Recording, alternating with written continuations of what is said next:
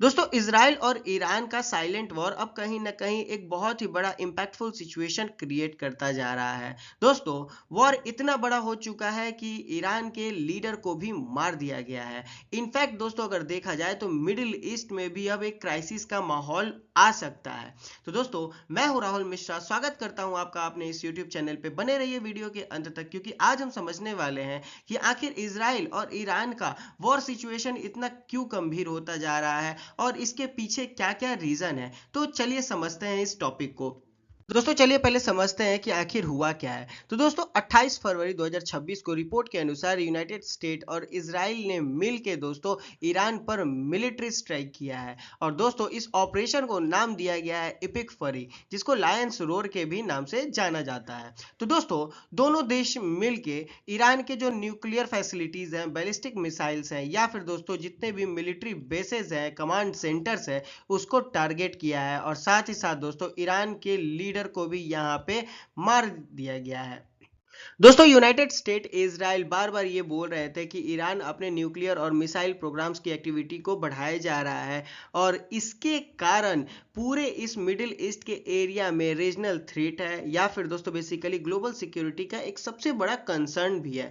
तो यही एक बहस चल रही थी, और बहस में दोस्तों यही था यूएस का कि ईरान इसको रोक दे। और बदले में दोस्तों हम लोग देख रहे थे कि ईरान इससे दोस्तों रुकने का नाम भी नहीं ले रहा था। तो यही एक मुद्दा बन गया कि मिडिल ईस्ट में ये एक कहीं ना कहीं इस रीजन में इंटरनल सिक्योरिटी का एक सबसे बड़ा कंसर्न है। तो हमें ये कहीं ना कहीं आगे लेकर चलना चाहिए, और यूएस ने दोस्तों यही मौका का फायदा उठाते हुए अटैक कर दिया।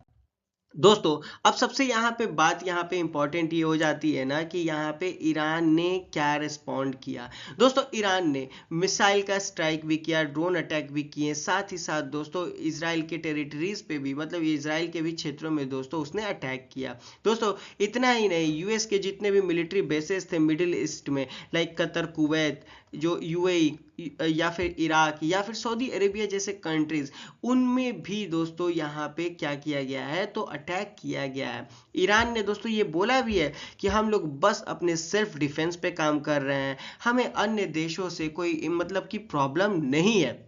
इनफैक्ट दोस्तों देखा जाए ना तो रिपोर्ट्स के अनुसार तो ये भी देखने को मिल रहा है कि गल्फ एयर स्पेस में दोस्तों अभी बस मिसाइल्स की ही एंट्री हो रही है, क्योंकि यहाँ पर अभी एक तरीके का वॉर सिचुएशन क्रिएटेड है। दोस्तों लगातार हम लोग देख रहे थे कि इसके पीछे का जो रीजन है ना, वो है न्यूक्लियर और मिसाइल बनाना, क्योंकि ईरान लगातार दोस्तों यूरेनियम की मदद से लॉन्ग रेंज मिसाइल्स बना रहा था, और यूनाइटेड स्टेट यही तो नहीं चाहता था। क्योंकि दोस्तों ईरान अगर न्यूक्लियर वेपन्स को तैयार कर लेगा तो कहीं ना कहीं एक तरीके का इम्पैक्ट क्रिएट कर सकता है मिडिल ईस्ट में।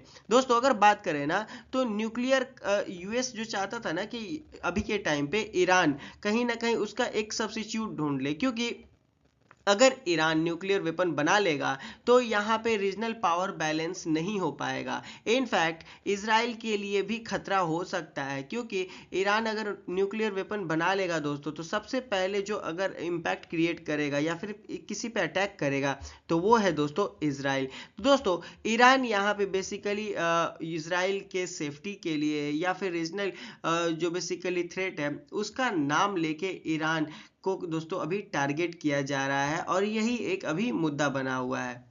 दोस्तों बस इतना ही नहीं, अगर बात की जाए ना तो यहाँ पे लास्ट के हम लोग 3-4 महीने से देखें तो ईरान में दोस्तों इस तरीके की सिचुएशन जो थी वो बहुत आम थी, क्योंकि जनवरी से फरवरी के महीने में दोस्तों हम लोग देख रहे थे कि इकोनॉमिकल चैलेंजेस को भी वो बहुत फेस कर रहा था, क्योंकि इन्फ्लेशन भी दोस्तों वहाँ पे बढ़ रही थी।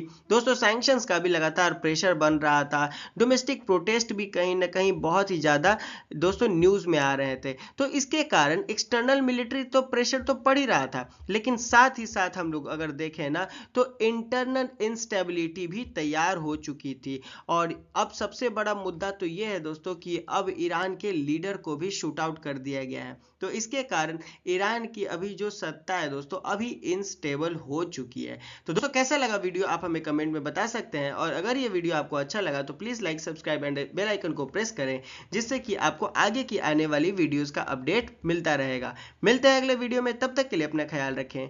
Thank you.